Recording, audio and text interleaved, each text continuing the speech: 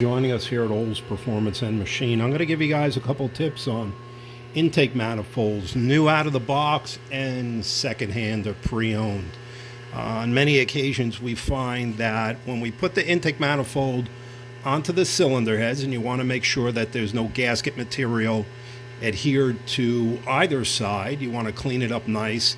We always want to start with taking a flat file across both sides. This will ensure that you have no burrs sticking up, and you go ahead and you set the intake manifold onto the cylinder heads while the heads are torqued on or firmly fastened onto the block. Okay, then what you want to do is you want to center that manifold without any gaskets in place. And by meaning centered, you're going to either stand or sit in front of the manifold, and you're going to rock it left to right. Many a times what you'll have is it will come up that you can put a feeler gauge in straight across here. We find, I would say, at a 9 out of 10 intake manifolds, even sometimes close to 10 out of 10, but in that range, we're able to put an 8 or a 9 thou, anywhere between an 8 actually to an 11 thou feeler gauge through it up here while it's sitting on the cylinder heads. It pinches tight down here, and you got a gap up here. So not necessarily are these manifolds straight.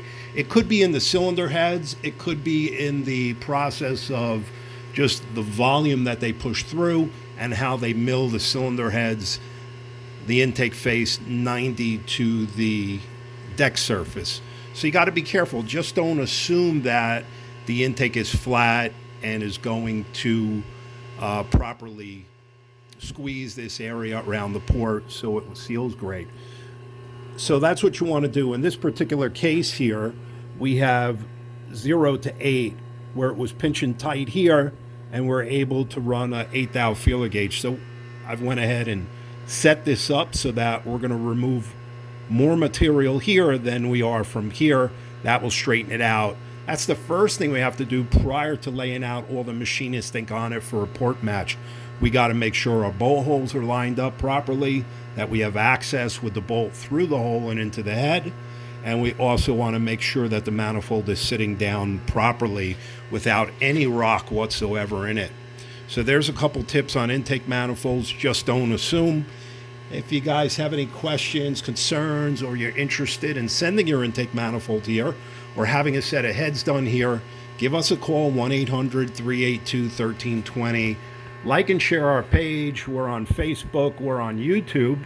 Olds Performance and Machine. Thanks for joining us today.